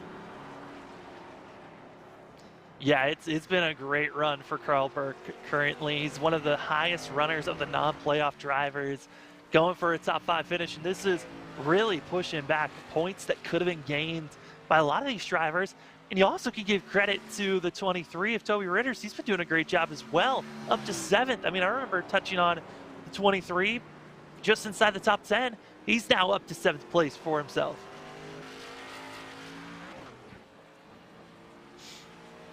Toby Ritters in the 7th spot. 2 laps to go. Shootout time here at the Indianapolis Motor Speedway Road Course. Blake Peterson in his own little world. 7-second lead over Kevin Smith. Welcome to the second round. If he can hold on one more lap at Chevrolet, or a lap and a half, if you will. Once again, another hashtag fake news moment. He's got to get around these corners. He's on the back straightaway of the racetrack right now here at the road course. 14 turns here at the Indianapolis Motor Speedway RC. As Peterson will make his way now back on to the turn 2 of the racetrack, the short chute, if you will. Turn 2, short chute between turns 1 and 2. Off of turn number 1, going the wrong way, past the yard of bricks, to the white flag of the CRN. One more lap to go in playoff round number 1. They're in turn 1 for the final time. Blake Peterson, his race to lose, his ticket to punch into the round of 8 for the final time. Samuel Dyer through the S's into turns 3, 4, and 5. He got past his most difficult corner number 1, perfectly. It was Blake Peterson, and all he needs to do is coast, take it smooth. He's got a big enough gap that he doesn't really have to worry about the drivers behind him. Blake Peterson trying to go for win number 7 this season. He's going for his 10th top 10 in his 14th top, his 10th top 5 in his 14th top 10. Consistency has been on this 09 each and every week he shows up, and he's going for another win this season. The Phoenix Design Chevrolet number 09 will stay in his position, part of the Beaver State Group. representing them proudly, the Bumblebee clan, if you will. He's also had teammates like Justin Yee, some other help along the way. And we watch these drivers now working their way for the final time around these final corners, these final chicanes, these final straightaways. Now back onto the big part of the speedway. Lake Peterson, the dominator of the regular season. Can you call him the Kyle Larson of the Northwest Cup Series? He'll come to the line. He will win the opening round of 12 in the Harvest Grand Prix at Indy is his. Second spot, here they come across the line. Damaged, beaten, battered, banged, Band-Aid and bruised. Kevin Smith will finish in second. Third for Dan West Jr., Ryan Bloom, and the rest of the field. Carl Burke with a top 5 here at Indianapolis. What a great run, Samuel Dyer, for all of those drivers. But in the end, Lake Peterson, another win. Can you say round of 8 in race 1 to the playoffs? It's been absolutely incredible to watch Lake Peterson, the way that he had to really have some mental fortitude to rebound, set up for a lot of these passes. Even with all the mistakes that the 09 had, he did a great job for himself as the rest of the field come across the line. This has been a spectacular race for that of Lake Peterson of the Skeet Fleet Enterprise team, doing a great job for Lake Peterson and, you know, locking himself into the round of 8. Now he can focus on the 4 races after the next 3, and he can take his time. He can either, you know, relax for these next 3 races of the first round, or he could go out there and try to win each and every one of these races to steal away that for sure lock-in that everyone else is trying to grab at this point.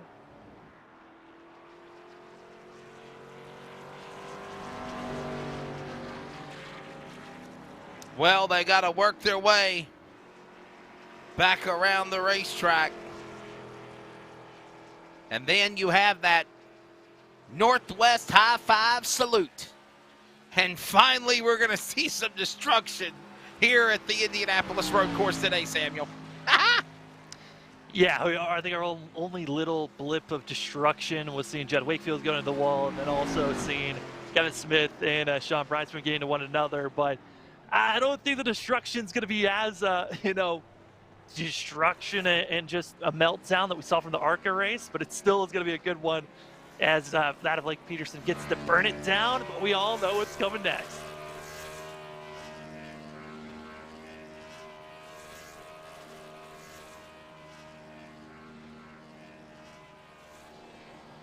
Burning it down, burning it down.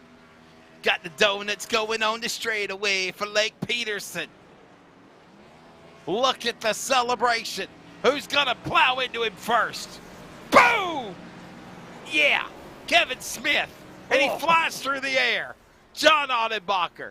The hell, it is a demolition derby. And we have got him upside down on the pit retaining wall. He was...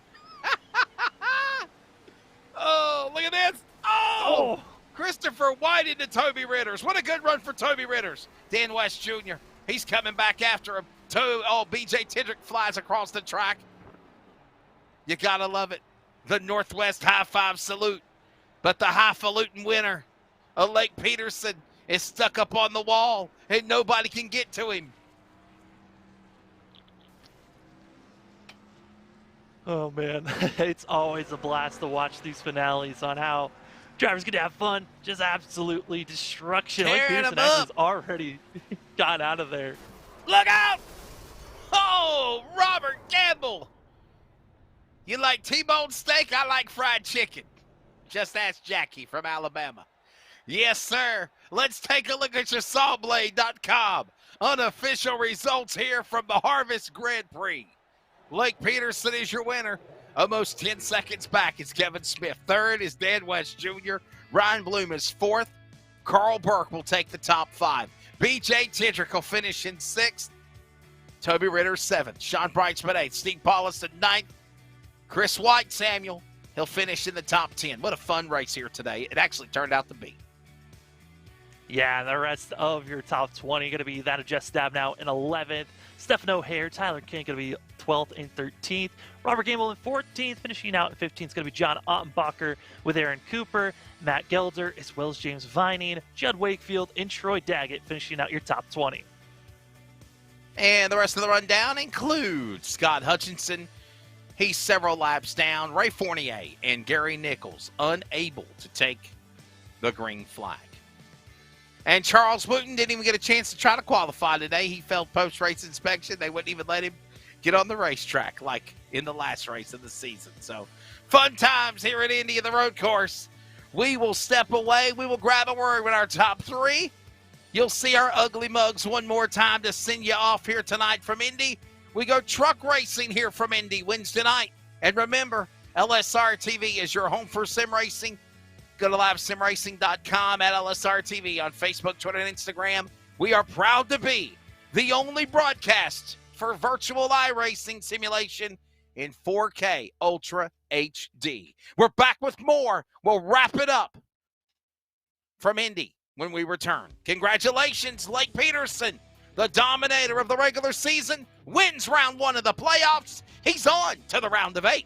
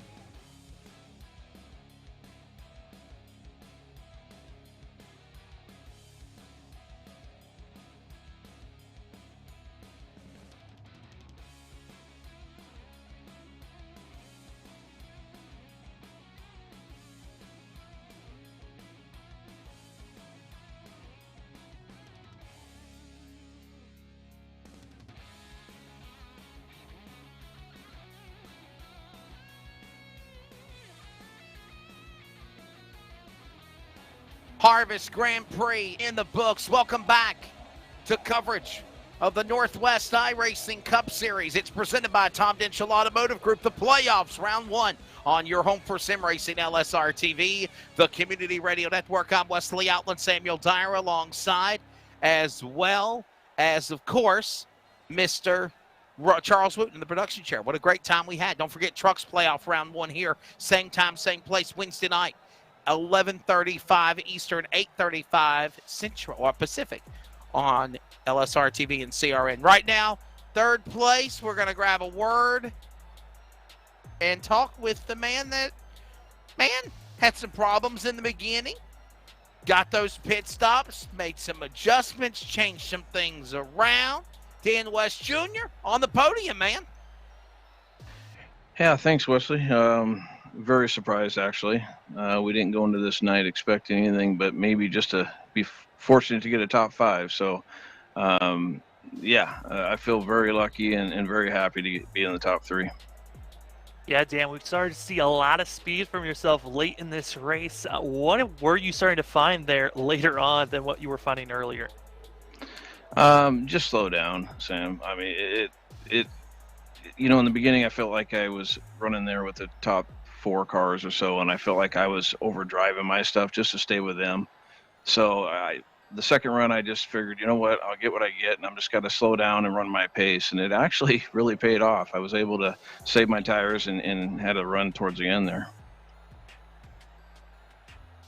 This race, this event, the struggles of obviously road course racing, totally different, Dan West, than what we deal with on the round tracks, if you will. How do you adapt from obviously not knowing when the caution's going to fall and then, trying to hold on? That's what you did.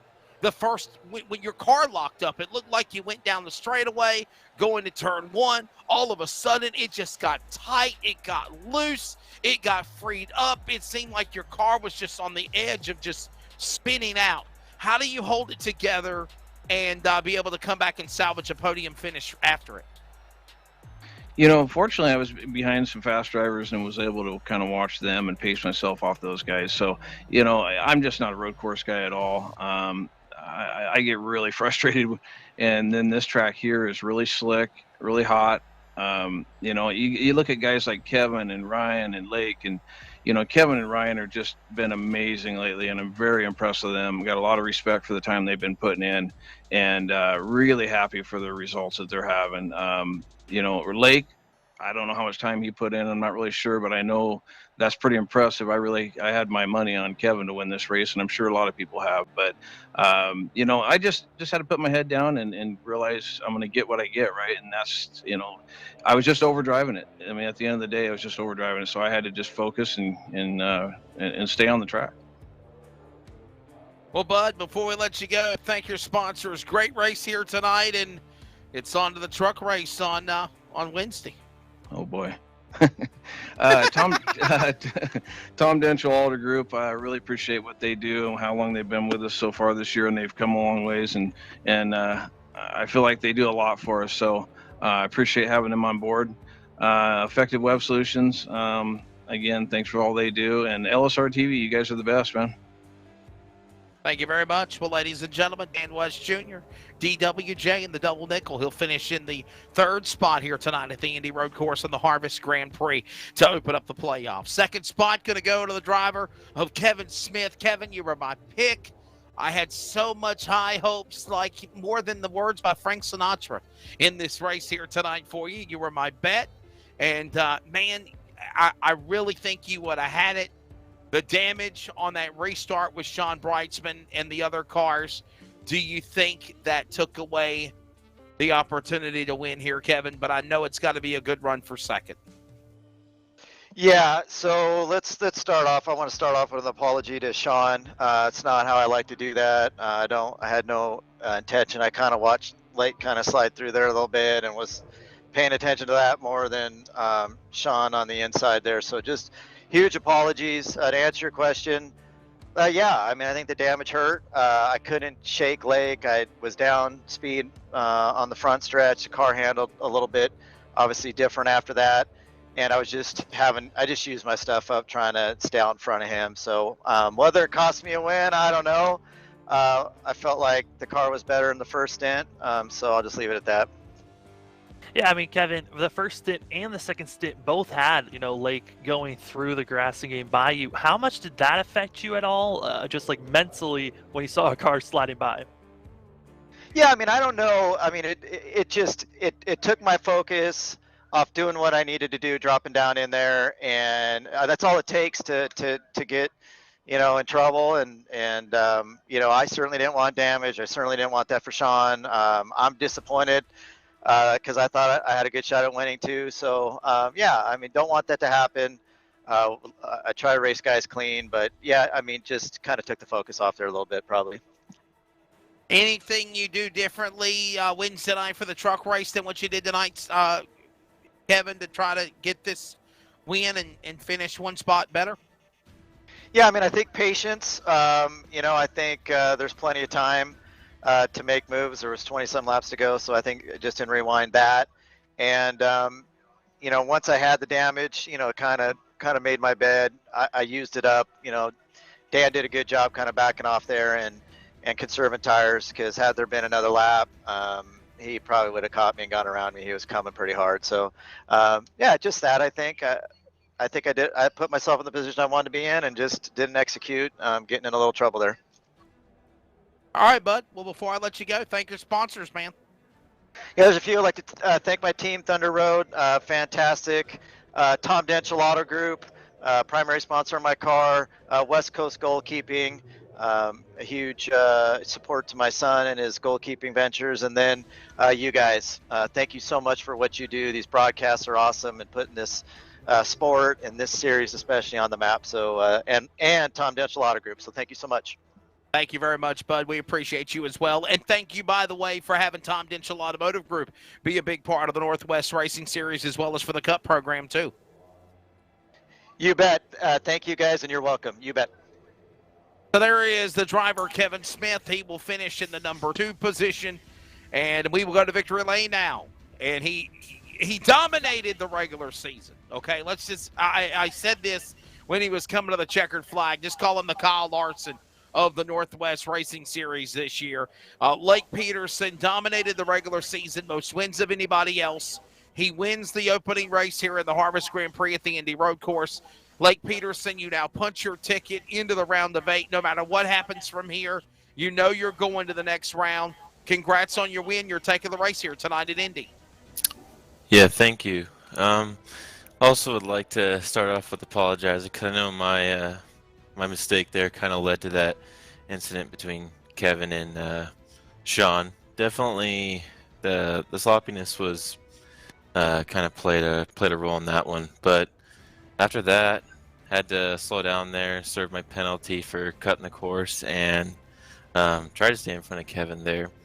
And I just tried to put as much pressure as possible because I saw how much damage he had, and I just tried to dip low down the front stretch just as soon as I thought I had a good enough run and try and get him to break too deep into the braking zone and just try and force a mistake. And thankfully, I was able to take advantage of just a small misexecution on his part. But, man, I really thought Kevin had it out there today. That dude was rolling in qualifying in the first end of the race. But, I mean, sometimes little luck goes your way in these things. So, good stuff. Yeah, Lake, I mean, it was a great run for yourself after you got by Kevin, but it seemed like before that, turn 1 was probably one of your biggest issues. What was so difficult about that first corner? I had such a hard time finding the braking zone when I was behind a car. And for the stock cars, you don't see any numbers. You don't see any numbers at all. And so when you start braking, by the time you hit the numbers, well, you should be braking before you even hit the numbers. And so I was having a hard time finding a braking point, probably due to a little bit of lack of practice. But yeah, that was the main thing. And every time I tried to make a pass, I lost focus of where I needed to brake to outbrake him. And once I did that, I just tried to pretty much overshoot the corner as much as I could and get out of people's way and not cause an accident. But unfortunately, during that second mistake I made, I accidentally got Kevin into Sean there. Well, Lake, what does it mean, man, to know that no matter what happens the next couple of weeks, you know you're going after Atlanta to the round of 8? And are you thinking you got the program, the team? You've been off for a couple of weeks, but you did everything you needed to do to be where you're at. Does the Rambling Man have what it takes now to race for a championship here? Are you thinking that? I mean, I sure hope so, but I mean, you also got to take these things one race at a time. So, I mean, being locked into the next round, that's extremely helpful. I mean, I'm able to test ahead if I need to, if I get enough free time. It also, I mean, I have great teammates that help out a lot. I mean, it's not just a one-man band here, so I think I'd like to thank my teammates a lot for helping me, even though they weren't here this week. I mean, they do what they can. So, yeah, I had the last couple of weeks off, just trying to get moved into my new place here. So, yeah, maybe the break was it refreshed me a little bit going into the playoffs. All right, man, sponsor time. Go thank them. Yep, I want to thank Team Skeet Fleet Enterprises, everyone there, Justin, Noah, and Jesse. I want to thank all our admins, Jeff, Sean, everyone else I didn't mention. I mean, we have an amazing league. You guys, LSRTV, best broadcast out there. I mean, no one covers iRacing like you guys, so appreciate the quality of your guys' broadcasts. And Tom Denchel Auto Group. I mean, we couldn't do it without them. I mean, their support has been 1-0. I mean, they're the best, so appreciate everyone's contributions. winner for round number 1 here in the Harvest Grand Prix at the Indianapolis Road Course. That is the driver of the number 09 machine, getting around the 00 of Kevin Smith. He now punches his ticket to the round of 8. No matter what happens the next 3 weeks, he's there. One of the Bumblebee clan, Lake Peterson, winner tonight at the Indy Road Course. We will step away. When we come back, Samuel Dyer and myself will give final analysis, give you a preview of next week, because we're right back here. And we're also back here with the trucks on the road course, big speedway racing next week. The playoffs continue for a championship with the Northwest iRacing Series presented by Tom Denschel Automotive Group. We'll wrap it up from Indy when we return. LSRTV and CRN Sports. Every customer, every single time, needs to get our very best. From moment one, my goal managing a team here in the dealership is to make sure that that customer's experience is the very best that they've ever had. We expect and demand total transparency. There should never be a time in that transaction where the customer is wondering or not quite sure of what they're buying or what they're paying or those sorts of things. And having that transparency and doing things the right way is super important.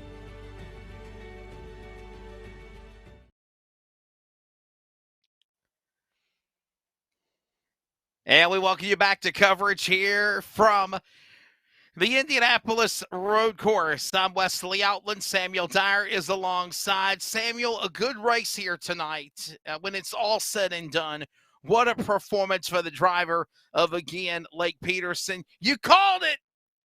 I think you're 2-1 up on me. I think I've had one of my picks right. You've had 2 out of 1. Let me flip-flop that. There you go. Now I got to make it work. There we go.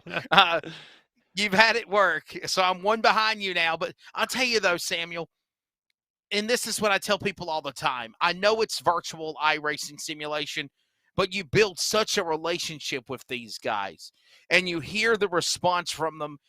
We see their highs, we see their lows, we see their successes and their failures, we see their improvement.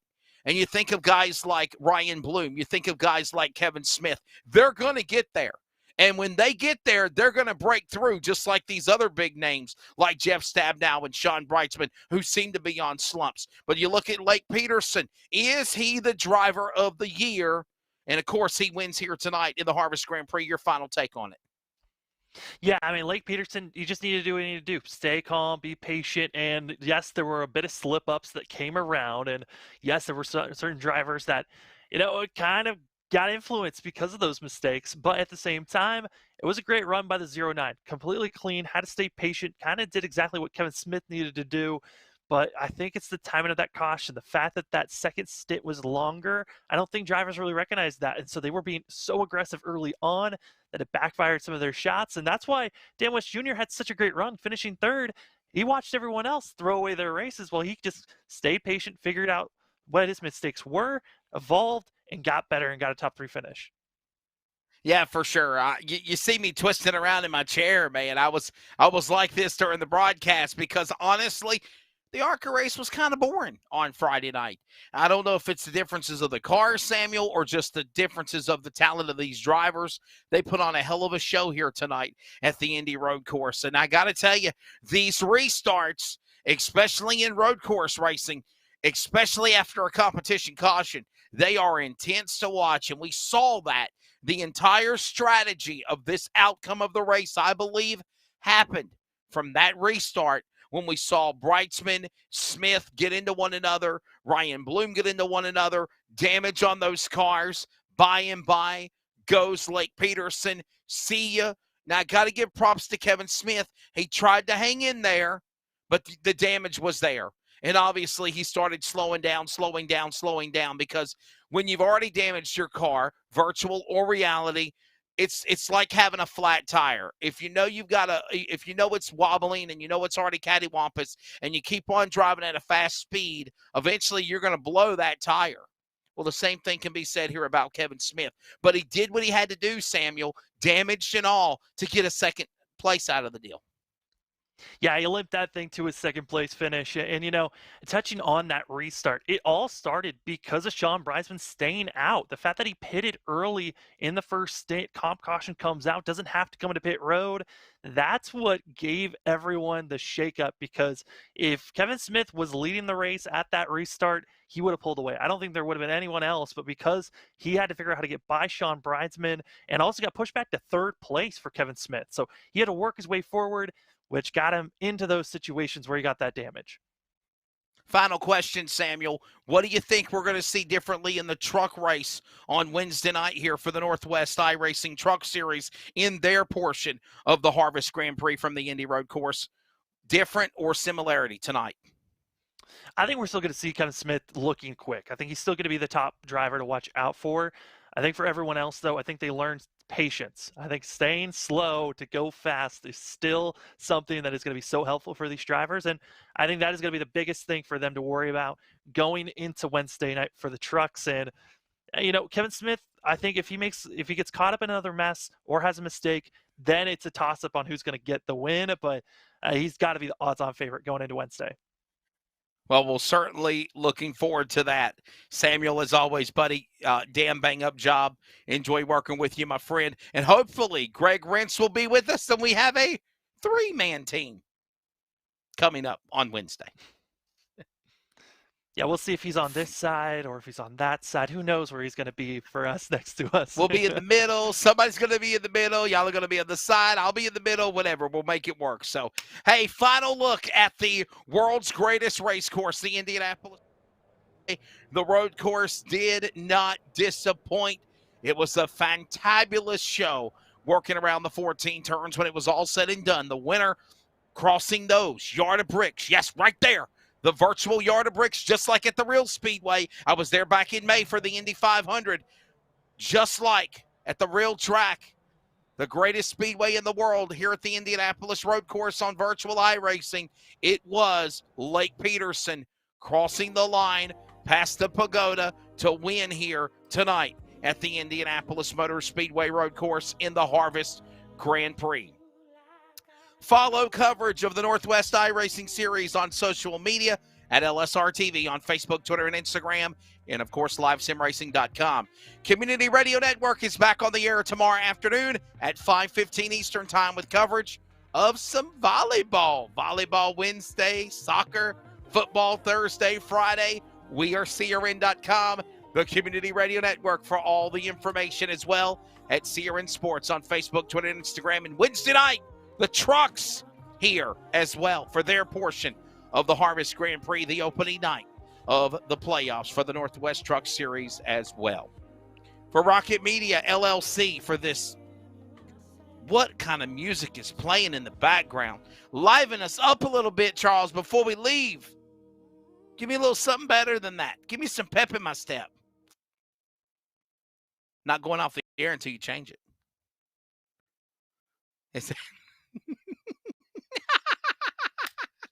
Fun times had for everybody, for sure. So for everybody at Rocket Media LLC, for Charles Wooten, for Jeff Stabnow, for Samuel Dyer, our colleague Greg Rentz, hopefully he'll be back soon. I'm Wesley Outland. Congratulations to Lake Peterson, winner of round number 1 of the playoffs here at the Indianapolis Motor Speedway, the world's greatest race course, virtual or reality. We'll see you for the trucks on Wednesday. Be good to one another. Thank you for watching or listening.